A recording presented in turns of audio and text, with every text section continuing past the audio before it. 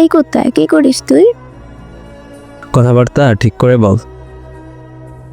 ও মা, ভুল কি বললাম? তুই কুত্তা কারে বললি?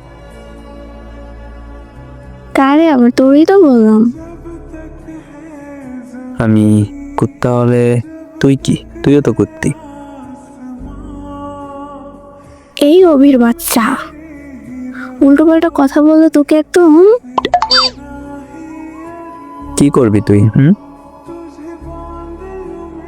তো সিগারেট আন্টির কাছে ফাঁস করে দিব।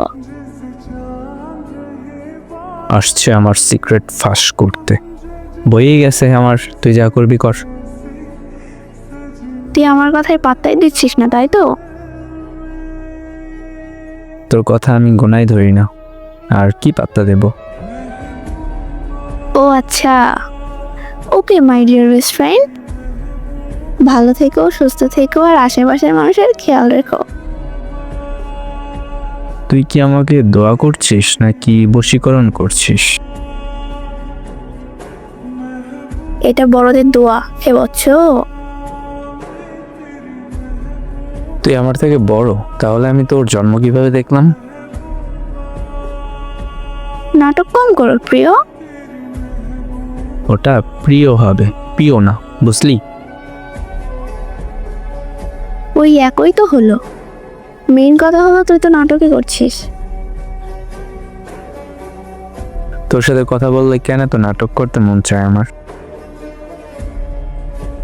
তৌবা তৌবা আস্তাগফিরুল্লাহ। এইগুলো কি বলিস দোস্ত? এগুলো বলিস না, তোর ইগনোর করতে আমার কষ্ট লাগে। ইস, আসছে আমার ইগনোর করতে। আচ্ছা, আজকে তোদের বাসায় কি কি রান্না করছে রে? সেটা জেনে তুই কি করবি?